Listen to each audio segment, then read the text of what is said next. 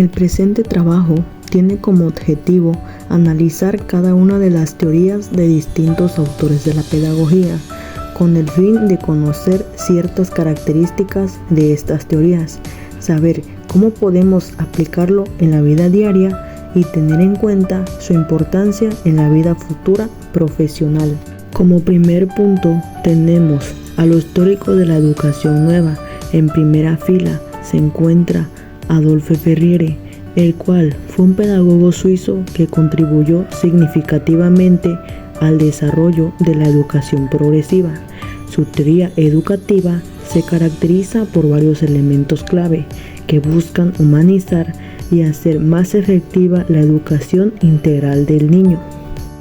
Algunos elementos de su teoría son la educación integral, en donde Ferriere abogaba por una educación que no solo se centrara en el aspecto intelectual, sino que también incluyera el desarrollo emocional, social y físico del niño, ya que creía que la educación debía formar individuos completos.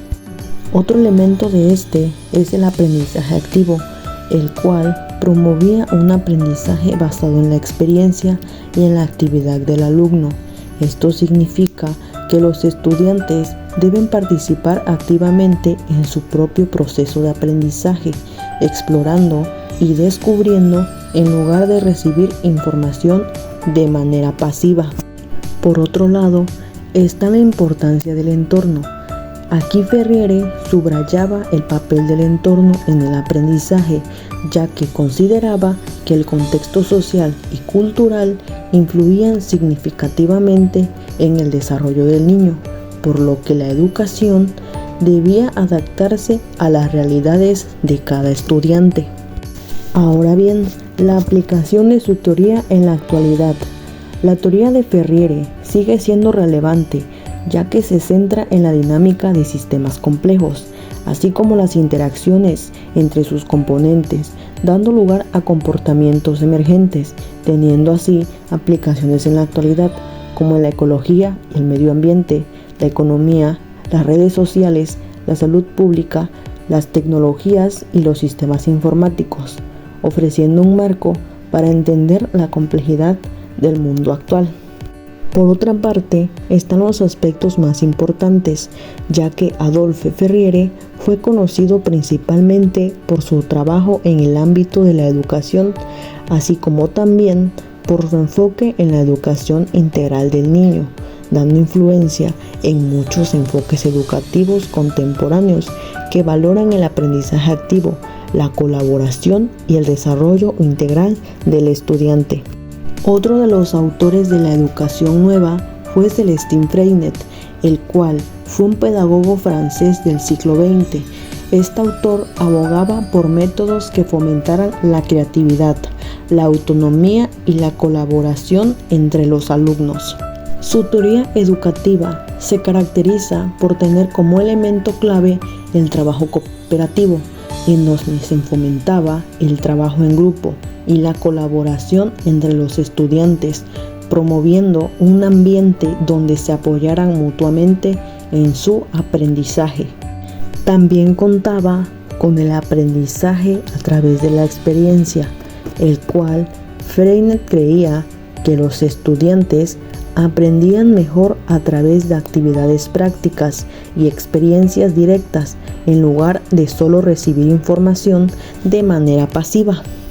Por otro lado, también consideraba la relación con la comunidad, ya que enfatizaba la importancia de conectar la educación con el entorno social y cultural del estudiante, involucrándolo en proyectos que tuvieran un impacto en su comunidad. Ahora, entremos en la aplicación de su teoría en la actualidad, la cual se centra en la educación activa y el aprendizaje a través de la experiencia.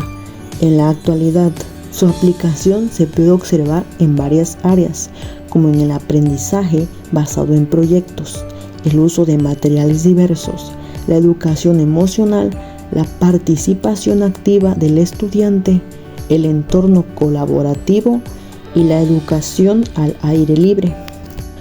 Por otra parte, se encuentran los aspectos más importantes, como el que Celestín Freinet fue un pedagogo innovador, cuyo enfoque educativo ha dejado una huella duradera en la enseñanza moderna, ya que los aspectos mencionados anteriormente subrayan cómo Freinet revolucionó la pedagogía al poner al estudiante en el centro del proceso educativo y fomentar un aprendizaje significativo. Hola, hoy les hablaré acerca de dos teóricos importantes, como lo fue Michel Lombrot y Carl Rogers. Ambos, Lombrot y Rogers, tienen algo en común: el énfasis en la relación y el respeto mutuo entre maestros y estudiantes, y en crear entornos donde el aprendizaje sea realmente significativo para el alumno. Michel Lombrot, humanista, psicólogo y pedagogo francés, autor de numerosas obras, uno de los principales fundadores de la pedagogía institucional, escribió el primer libro sobre esta corriente educativa, Teoría Educativa de los Teóricos. Michel Lombrot hace pensar que un enfoque educativo mucho más cooperativo y participativo. Él cree que el aprendizaje no debe ser solo un proceso en el que el profesor transmite conocimiento de manera unidireccional, sino algo mucho más activo y compartido. Los estudiantes, según Lombrot, tienen que ser protagonistas de su propio aprendizaje, no solo receptores de información. Este enfoque resalta la importancia de crear un ambiente donde podamos colaborar, compartir ideas y aprender de unos de otros. El maestro, en este contexto, deja de ser solo un transmisor de contenido para convertirse en un facilitador, un guía que acompaña y orienta a los estudiantes en su proceso de construcción del conocimiento. Bien, Carl Rogers fue un psicólogo estadounidense, iniciador, junto a Abraham, del enfoque humanista en psicología, un estudio realizado entre psicólogos estadounidenses y canadienses. En 1982 lo situó como el psicoterapeuta más influyente de la historia. Teoría educativa de los teóricos. Carl Rogers, por otro lado, se enfoca en la educación centrada en la persona. Yo veo que Rogers cree firmemente que el aprendizaje debe ser un proceso emocional y personal, no solo cognitivo. Según él, los estudiantes aprenden mejor en un ambiente donde se sienten respetados y aceptados tal como son. Para Rogers, la relación entre el maestro y el alumno debe ser empática y auténtica, lo que facilita la apertura emocional y el deseo de aprender. El maestro, como figura, no debe imponer su punto de vista, sino ser un acompañante que cree las condiciones necesarias para cada estudiante explore y desarrolle su propio ritmo y de acuerdo a sus necesidades. Ahora bien, la aplicación de su teoría en la actualidad de Michel Lombrot. Como primer punto, tenemos el aprendizaje activo y participativo. En lugar de solo recibir información de manera pasiva, busca ser parte activa de tu proceso de aprendizaje, ya sea en el trabajo, en la escuela o en tu vida diaria. Intenta involucrarte más en las decisiones, hacer preguntas, proponer ideas y compartir tus experiencias. Esto no solo te ayuda a aprender mejor, sino que también te empodera para tomar tus decisiones. Reflexión crítica. Aplícala a tu vida personal, reflexionando sobre tus decisiones, creencias y comportamientos. No se trata solo de aceptar lo que te dicen, sino de cuestionar, investigar y formar tus propias opciones. Esto puede incluir desde tu forma de trabajar hasta tus relaciones personales. Aplicación de su teoría en la actualidad de Carl Rogers.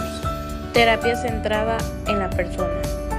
Si aplicamos el enfoque de Rogers, podríamos trabajar en ser más empáticos contigo mismo, aceptar tus emociones y pensamientos sin juzgar. Esto también implica ser auténtico, expresar quién eres realmente y no esconderte tras máscaras sociales. Educación central en ti mismo. Según Rogers, el aprendizaje debe ser algo que surja de ti, no impuesto desde fuera. Por lo tanto, busca aprender de manera que sea significativa para ti. Esto puede ser a través de proyectos que te apasionen, explorando tus intereses y estableciendo metas que realmente resuenen contigo. No se trata de hacer lo que otros esperan, sino de encontrar lo que te motive genuinamente. Crea ambientes positivos. Si trabajas o estudias con otras personas, procura crear un ambiente de respeto y un apoyo mutuo, donde todos pueden expresar libremente y sentirse aceptados. Este tipo de entornos es ideal tanto para tu propio desarrollo como para fomentar el crecimiento de los demás. Por otro lado, están los aspectos más importantes sobre los teóricos elegidos, como Michel Lombrot. Además, Lombrot enfatiza que la relación entre el profesor y el alumno debe de ser más horizontal que vertical.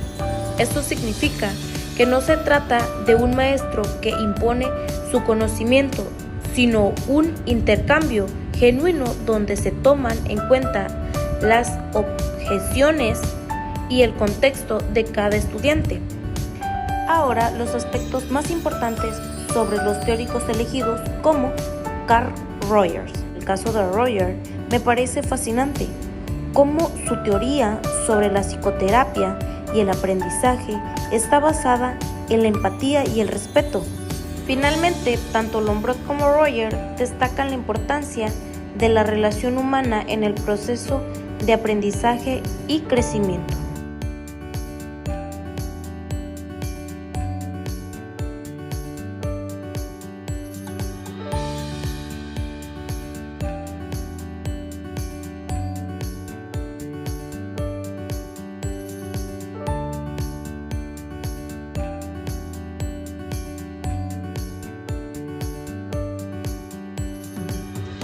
En esta unidad 3 les hablaré sobre dos grandes aportadores en la pedagogía: Francisco Ferrer Guardia y Genaro Méndez.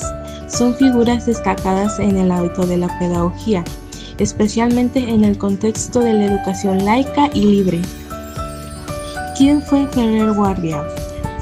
Ferrer Guardia fue un pedagogo y anarquista catalán, conocido principalmente por su lucha a favor de una educación laica, racional y libre de dogmas religiosos.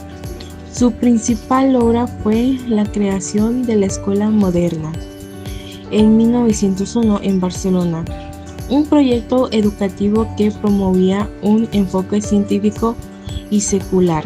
Ferrer defendía una educación que estimulase el pensamiento crítico y la autonomía de los estudiantes, en el contraste con el sistema educativo tradicional, que estaba muy influenciado por la Iglesia y la autoridad. Desde su perspectiva, la pedagogía, Ferrer creía que la educación debía ser accesible a todos, sin distinción de las clases sociales, y debía preparar a los individuos para vivir en una sociedad libre y democrática. Sus principios pedagógicos se basaban en el racionalismo, el respeto por la individualidad de los estudiantes, la integración de diversas disciplinas como la ciencia, la lectura y las artes. Gerard Méndez fue otro pedagogo que, aunque menos conocido que Ferrer, también tuvo una gran importante contribución en el pensamiento pedagogo. Si bien no es tan influyente en términos de movimientos pedagógicos como Ferrer Méndez, pero también defendió la importancia de una educación integral que abarcaba en el desarrollo físico, moral, intelectual. fue un crítico de los métodos tradicionales, que solo enfatizaba la memorización, el castigo, prohibiendo en un lugar de aprendizaje activo y el pensamiento crítico. Desde mi punto de vista, Ferrer y Méndez compartían ciertos aspectos en su enfoque hacia la pedagogía. Un punto sería la educación laica y la libre.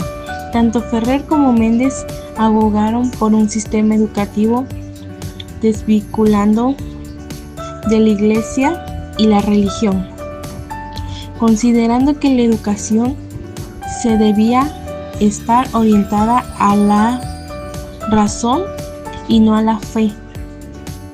El segundo sería el desarrollo integral del individuo. Ambos creían en una educación que desarrollara no solo la mente, sino que también el cuerpo y la moral. Esto incluía la importancia de la educación física, las artes y el desarrollo de la personalidad. El punto 3 sería la crítica al sistema educativo tradicional. Pues, ¿cómo era eso? Ambos pensaban que el sistema educativo convencional era autoritario, represivo y anacrónico, promoviendo la disciplina ciega y la sumisión en un lugar de la creatividad y la libertad intelectual. El punto 4 sería aproximación científica a la educación. Ferrer especialmente hizo énfasis en el uso de los métodos científicos para enseñar a los niños, promoviendo un enfoque basado en la experimentación y la observación. En conclusión, creo que tanto como Ferrer, Guardia como Genaro Méndez defendieron una educación más libre, crítica y laica, alejándose del autorismo, dogmatismo y de la época. Su influencia ha permanecido en la pedagogía moderna, especialmente en los movimientos que buscaban una educación democrática y sensible para todos. Ok, hablando sobre la influencia y el legado que nos aportaron estos dos grandes pedagogos, que fue la escuela moderna, la cual tuvo una gran influencia en la educación en España y en otros países. Aunque sus principios fueron controvertidos, en su época Ferrer fue considerado a muerte en 1909, tras los hechos relacionados con la Semana Trágica de Barcelona. ¿Qué fue eso? ¿Y a qué se debió? Fue un levantamiento popular que fue reprimido por el gobierno. Su ejecución se debió a su vinculación con el movimiento anarquista y a la percepción de que su escuela y sus ideas representaban una amenaza para el orden establecido. Sin embargo, el legado de la escuela moderna perduró, siendo una referencia a la educación progresista y en los movimientos por una educación libre y laica. Lo que hoy en día las ideas de la escuela moderna continúan siendo relevantes en los debates sobre la educación, influenciando tanto a pedagogos como a movimientos sociales que buscaban una educación más justa y equitativa. Louis Althusser y Antonio Gramsci.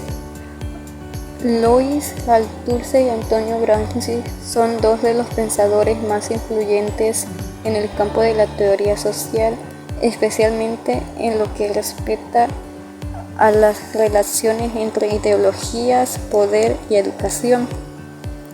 Ambos se centraron en cómo las estructuras sociales y las institucionales educativas mantienen o desafían las relaciones del poder. Louis Althusser fue un influyente filósofo marxista francés, conocido por su reinterpretación estructuralista del pensamiento de Karl Marx y su impacto en la filosofía, la teoría política y los estudios culturales. Antonio Gramsci fue un filósofo, periodista y teórico político italiano, conocido por su contribución al marxismo y sus ideas sobre la hegemonía cultural. Nació en Ales, en la región de Cerdeña, en una familia de clase baja. A lo largo de su vida, Gramsci enfrentó diversas dificultades, tanto personales como políticas, y se destacó como un pensador crítico y revolucionario. Teoría de Louis Althusser. Louis Althusser desarrolló una serie de teorías como los aparatos ideológicos del Estado (ISA) en su ensayo Ideología y aparatos ideológicos del Estado 1970. Althusser distinguió dos formas de control del Estado. El primero, que es aparatos represivos del Estado RCA, son las instituciones que mantienen el orden mediante la fuerza, como la policía, el ejército, funcionan a través de la represión física. Aparatos ideológicos del Estado ISA son instituciones como la escuela, familia, religión, los medios de comunicación. No imponen el poder con violencia, sino con ideología. Teorías de Antonio Gramsci. La educación como herramientas de dominación y liberación. Gramsci veía la educación no solo como un medio de transmisión de conocimientos. En su teoría, la educación juega un rol esencial en la formación de la hegemonía cultural. Esto significa que las clases dominantes logran mantenerse en poder no solo a través de la coerción, solo a través de la coerción. Hegemonía cultural. Gramsci argumenta que las clases dominantes mantienen el poder mediante el control de la cultura y las instituciones. Escuela, formación de la personalidad. Gramsci fue crítico del sistema educativo tradicional, que consideraba como un proceso de homogeneización de las mentes, destinó a formar individuos sumisos, inconformistas, educación y clase social. Gramsci subrayó que la educación no es neutral, sino que está influenciado por las estructuras de poder y las condiciones sociales. En conclusión, tanto como Gramsci y Althusser reconoce la importancia de la educación en la reproducción de las relaciones de poder y la ideología. Sin embargo, sus enfoques varían, mientras que Althusser subraya el papel de la educación como aparato ideológico que asegura a la subordinación.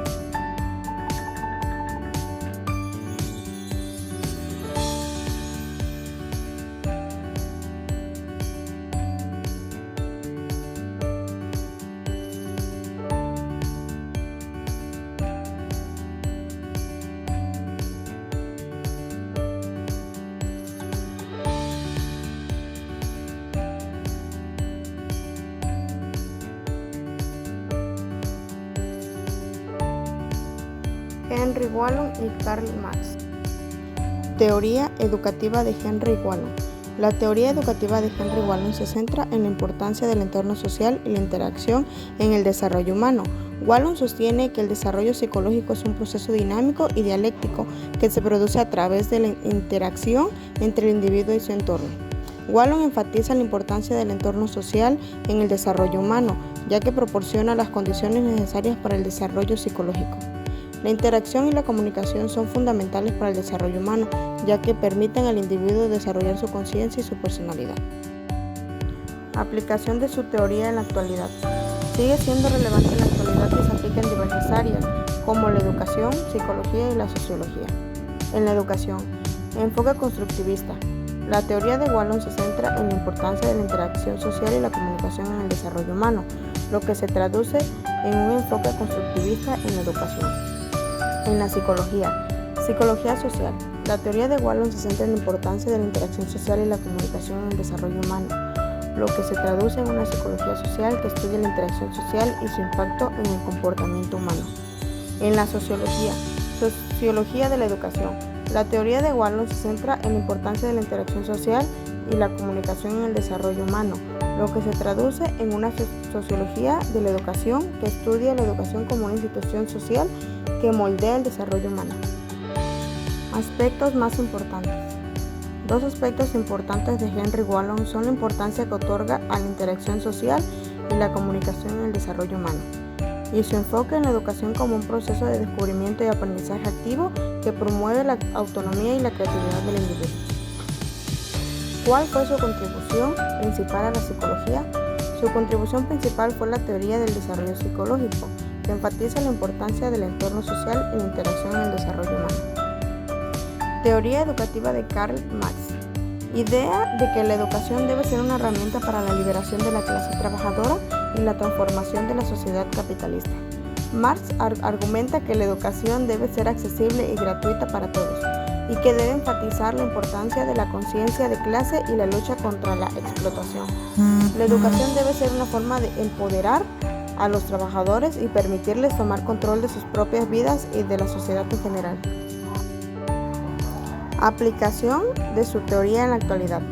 La teoría educativa de Karl Marx sigue siendo relevante en la actualidad, especialmente en la lucha contra la desigualdad y la exclusión social. En la educación se aplica a través de enfoques como la educación crítica y la pedagogía liberadora, que busca empoderar a los estudiantes y promover la conciencia crítica sobre las estructuras de poder y la injusticia social. Además, la idea de Marx de que la educación debe ser accesible y gratuita para todos sigue siendo un objetivo importante en la lucha por la justicia educativa y la igualdad de oportunidades. Aspectos más importantes. La lucha de clases. Destacó la importancia de la lucha de clases en la sociedad capitalista, donde la clase trabajadora se enfrenta a la clase capitalista en una lucha por el poder y la riqueza. La alienación del trabajador. También habló sobre la alienación del trabajador en la sociedad capitalista, donde el trabajador se siente desconectado de su trabajo y de su humanidad debido a la explotación y la opresión.